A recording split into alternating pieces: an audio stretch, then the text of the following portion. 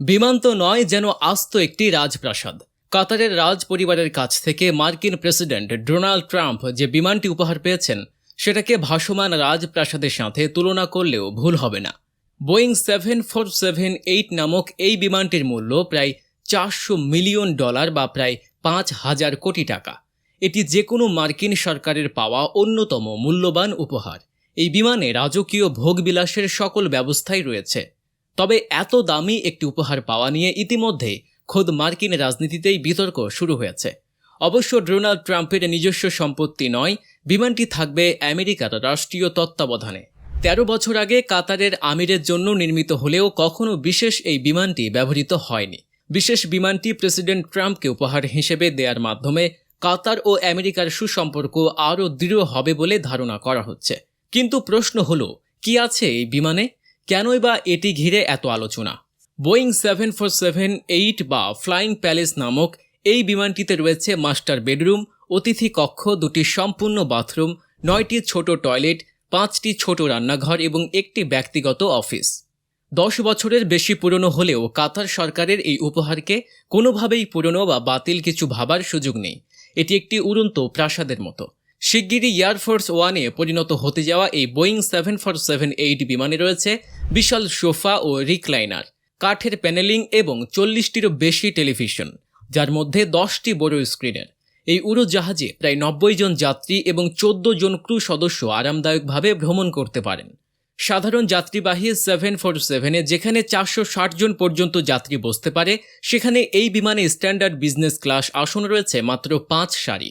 বাকি জায়গা জুড়ে রয়েছে 5টি লাউঞ্জ, যা 2 ডেক জুড়ে ছড়ানো। 2 ডেকের মাঝে সংযোগ রয়েছে বিলাসবহুল সিঁড়ি দিয়ে। এর সঙ্গে রয়েছে আধুনিক প্রযুক্তি সম্পন্ন সুযোগ সুবিধা, লাইভ রেডিও ও টিভি, 13টি ব্লু রে প্লেয়ার এবং ইন্টারনেট সংযোগ। ফরাসি অভ্যন্তরীণ সজ্জা প্রতিষ্ঠান আলবার্তো পিন্টো ক্যাবিনেট এর ডিজাইনে তৈরি এই বিমানের প্রতিটি কক্ষে রয়েছে নরম কার্পেট, চামড়ার সোফা ও সোনালি ফিনিশিং। কনফারেন্স রুমে রয়েছে আরামদায়ক ট্যান ও ক্রিম রঙের চেয়ার, যেগুলো স্বয়ংক্রিয়ভাবে সামঞ্জস্য করা যায়। বিমানের করিডর জুড়ে রয়েছে প্রতিফলিত সোনালি রঙের দেয়াল, যা অনেকটা নিউ ইয়র্কের ট্রাম্প টাওয়ারের সজ্জার সঙ্গে সাদৃশ্যপূর্ণ। বিমানটি হস্তান্তরের পর যুক্তরাষ্ট্রের প্রতিরক্ষা বিভাগ এটিকে প্রেসিডেন্সিয়াল ব্যবহারের জন্য ব্যাপকভাবে রূপান্তর করবে। এই কাজের দায়িত্ব পেয়েছে প্রতিরক্ষা ঠিকাদার প্রতিষ্ঠান L3 হ্যারিস, যারা নিরাপত্তা ও যোগাযোগ ব্যবস্থা সংযোজন করবে।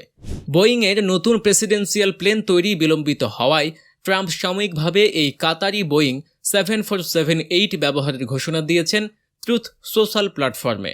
নতুন বোয়িং তৈরি হওয়ার কথা ছিল 2024 সালে, কিন্তু এখন তা পিছিয়ে 2027 পর্যন্ত গড়াতে পারে বলে মনে করা হচ্ছে। বোয়িংয়ের এই প্রকল্প শুরু হয়েছিল 2018 সালে ট্রাম্পের প্রথম মেয়াদে। 2টি অত্যাধুনিক প্রেসিডেন্সিয়াল প্লেন তৈরির জন্য $3.9 বিলিয়ন চুক্তি হয়, কিন্তু সরবরাহ ও প্রকৌশলগত জটিলতায় এই প্রকল্প দেরিতে যাচ্ছে এবং খরচ বেড়েছে বহু বিলিয়ন ডলার। ট্রাম্প এই বিশাল আকৃতির নতুন প্লেন ব্যবহার শুরু করলে এটি হবে এয়ারফোর্স ওয়ান হিসেবে ব্যবহৃত সবচেয়ে দীর্ঘ যাত্রীবাহী বিমান, যার দৈর্ঘ্য 250 ফুট। বর্তমান প্রেসিডেন্সিয়াল প্লেন ব্যবহৃত হয়ে আসছে 1990 সাল থেকে বা জর্জ H.W. বুশের সময়কাল থেকে।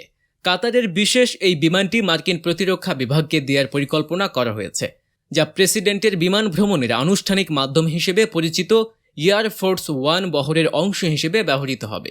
বর্তমানে এই বহরে 1990 সাল থেকে ব্যবহৃত 2টি 747-200 জেটের পাশাপাশি বেশ কয়েকটি ছোট এবং অপেক্ষাকৃত গোপনীয় 757 বিমানও রয়েছে।